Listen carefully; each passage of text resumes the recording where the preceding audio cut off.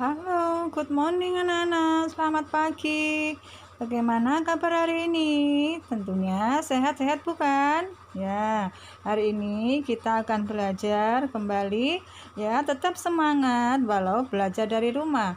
Mari kita mulai belajarnya. Oke anak-anak, hari ini kita akan belajar tema 1, subtema 3, pembelajaran 5. Di dalam tema 1, subtema 3, pembelajaran 5, kita akan membahas kondisi geografis negara-negara ASEAN. Mari kita mulai sekarang. Masih ingatkah kamu dengan ASEAN?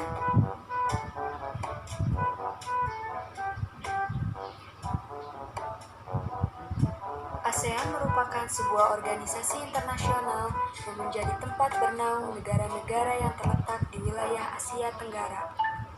Negara-negara yang termasuk ke dalam anggota ASEAN adalah Myanmar, Thailand, Laos, Filipina, Indonesia, Kamboja, Vietnam, Brunei, Singapura, dan Malaysia.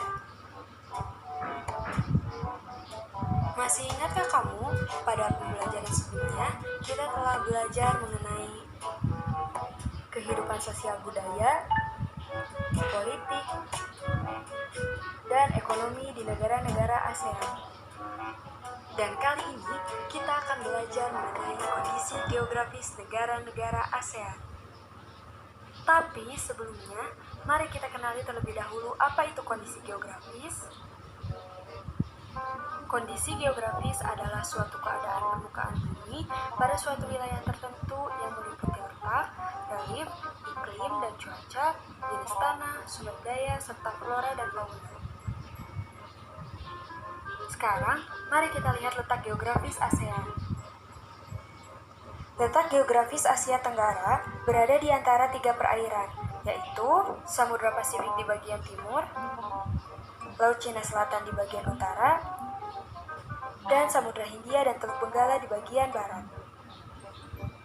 Lalu, untuk daerah daratannya, wilayah Asia Tenggara terbagi menjadi 2 daratan.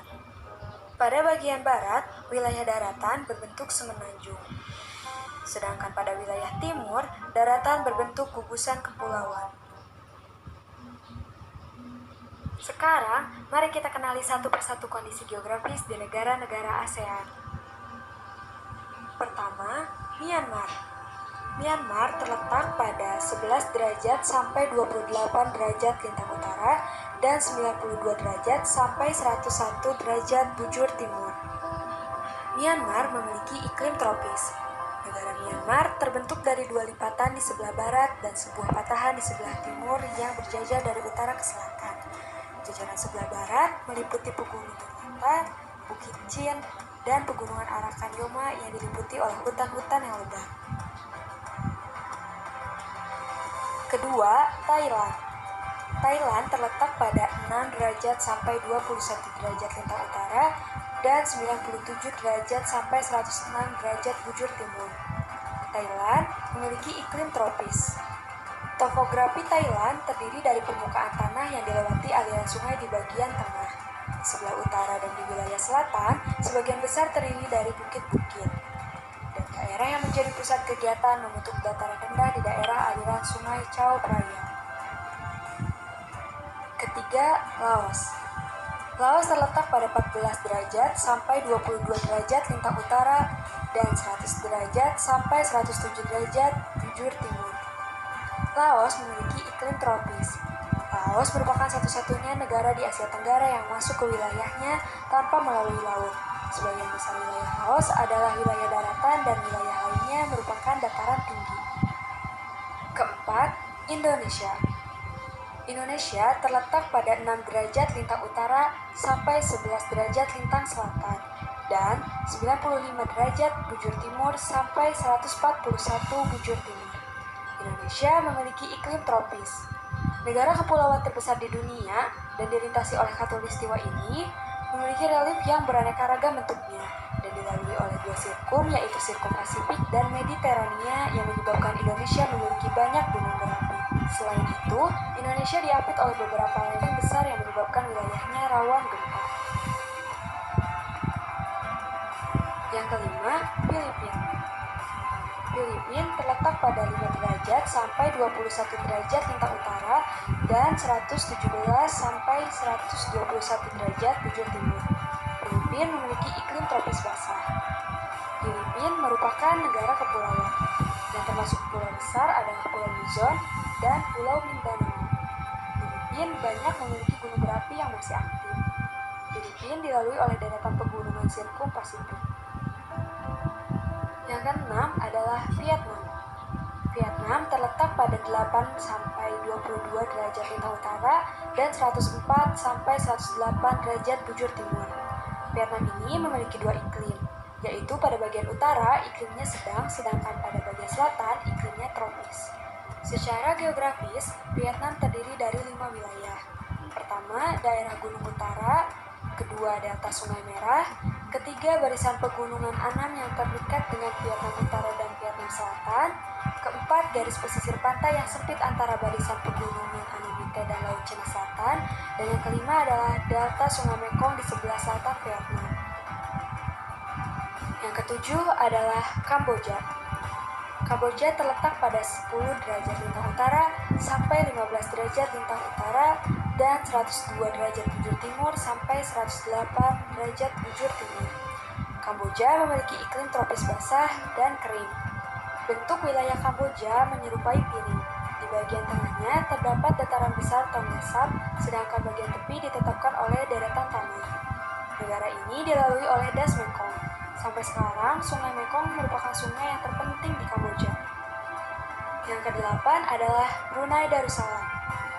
Brunei terletak pada 4 derajat sampai 6 derajat lintang utara dan 114 sampai 115 bujur timur. Brunei memiliki iklim tropis khatulistiwa.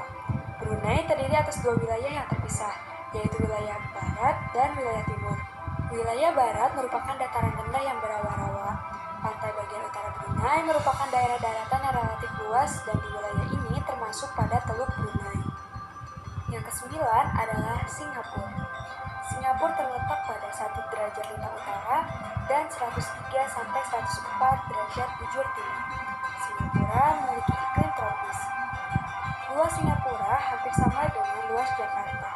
Keadaan alam negara Singapura pada umumnya relatif datar, akan tetapi di beberapa tempat dijumpai perbukitan. Dan yang terakhir adalah Malaysia. Malaysia terletak pada 1 derajat lintang utara sampai 7 derajat lintang selatan dan 100 derajat sampai 120 derajat bujur timur. Malaysia memiliki iklim tropis khatulistiwa. Malaysia terdiri atas dua kawasan utama, adalah Malaysia Barat yang diliputi bentukan daratan dan Malaysia Timur pendek dan berawa-rawa serta sungai-sungai yang pendek dan berkelok-kelok.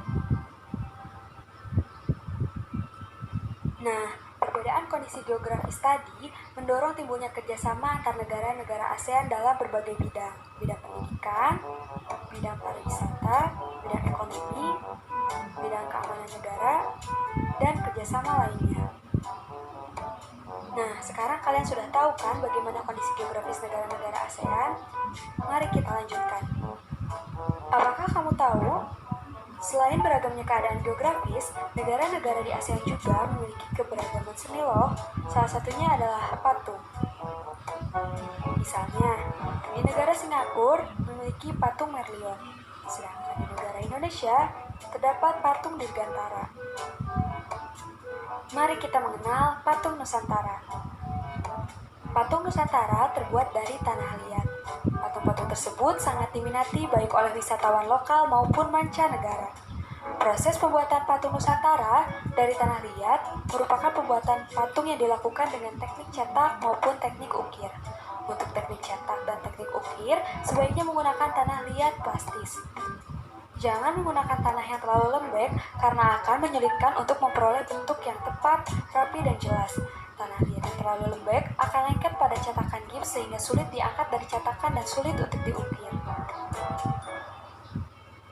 Selesai. Hari ini kita telah menyelesaikan pembelajaran subtema ketiga. Ayo selamatkan hewan dan tumbuhan pada pembelajaran kelima. Mari kita lihat kembali apa saja yang telah kita pelajari pada hari ini. Terima kasih karena kalian sudah menyaksikan video pembelajaran pada hari ini. Sampai